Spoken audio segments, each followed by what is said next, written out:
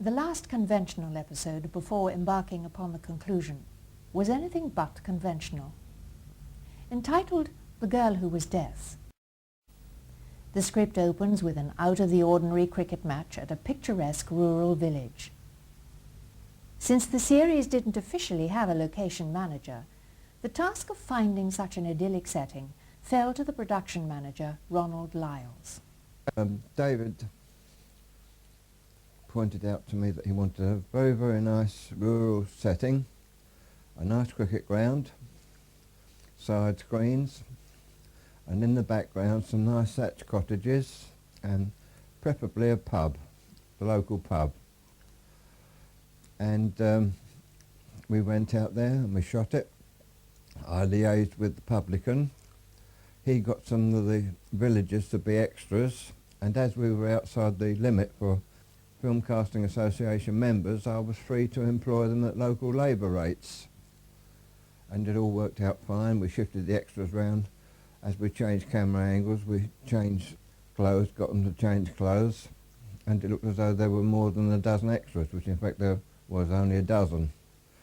And we did that one afternoon. It was a lovely sunny afternoon, and it turned to be a nice sequence. Watching this first cricket match is Potter, the undercover agent who acts as a go-between on behalf of Number 6's superior. The part was played by Christopher Benjamin, who had appeared in the penultimate episode of Danger Man as an identical character with the same name. However, when he starred in The Prisoner, he did not immediately realize the connection between his two appearances, having already played two totally unconnected roles very early on in the series. And very rarely would I read the entire script of an episode. I'd just see my part and do it. And I'd been watching Danger Man, so it was quite sort of exciting to meet Patrick, you know. And he was actually delightful and charm itself.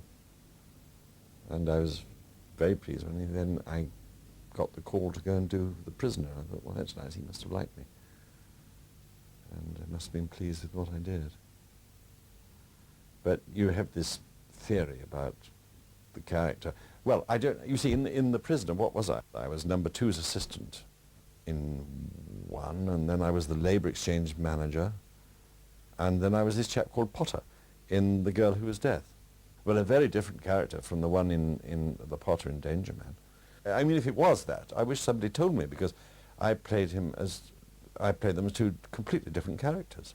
I mean, in Danger Man, he was a sort of rather simpering. He had a moustache and smooth hair, and was a sort of public school type. And Potter was a much crasser, rather more stupid sort of fellow, a sort of young Robert Morley, wasn't he? So if I'd known, I could have played it as the same. I could have put my little moustache on and been the same character. It would have been quite interesting. But nobody told me that. So I don't know whether it was intended or not. But after only a few days of work had been completed on The Girl Who Was Death, the production office was faced with yet another potential problem. Then Patrick McGowan came out with a bombshell to Dave Tomlin, his associate, that he'd got to go back to Hollywood to finish off a feature film for John Sturgis.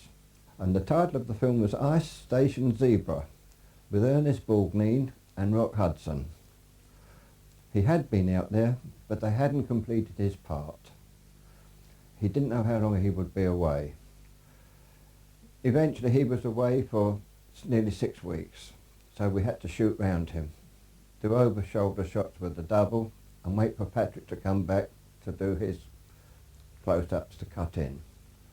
Anyway, it worked quite well. The effect of this second prolonged absence from shooting The Prisoner can clearly be seen throughout The Girl Who Was Death. For the second cricket match, filmed here at Eltersley, Number 6 can only be seen either in long shot or from behind. His close-ups were filmed very much later on, in a field to the rear of MGM Studios.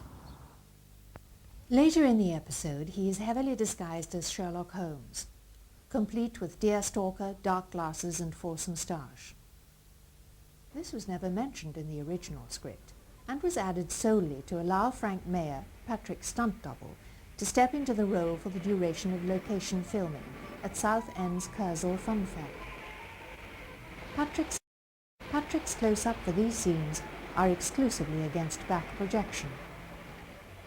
And there was a sequence with Pat and Alexis Canner, and I had to get a working fun fair, and I knew the Kersal from a boy down at Southend, and I went down and I saw Mr. Ken Crowley, the general manager of the Kersal, and I told him I had 2 or 3 days shooting and we would be down on a certain date and the numbers of the unit, and we went down and we started shooting.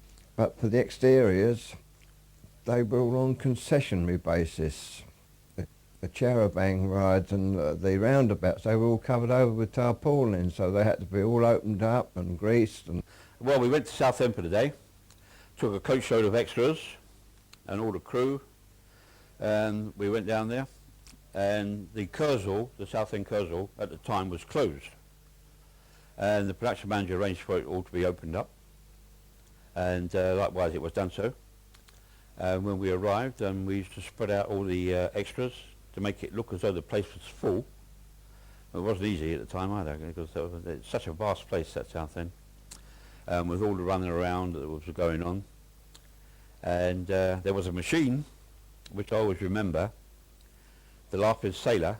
Every time anyone got anywhere near it, they used to put a sixpence in, or a shilling or whatever it was, and of course you get this sailor laughing his head off all the time, laughing at us. And it got very, very, very funny, but it was very frustrating.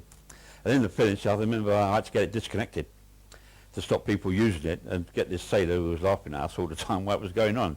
I mean, it sounded funny, but actually it wasn't. It was during this fairground sequence that the most substantial cut was made to the episode script. A total of 3.5 pages, consisting of an entirely self-contained scene, was scrapped. This does not sound like much, but does represent a notable section of screen time, especially since the complete script ran to a total of only 42 pages, the shortest of the series, and was 12 pages under the average length of a television script. This unshot sequence was to have taken place immediately after number 6's visit to Barney's boxing booth.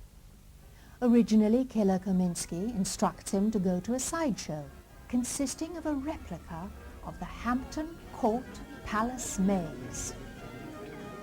He quickly finds the maze in question, and the following bizarre sequence unfolds. With Dr. Ruggivan.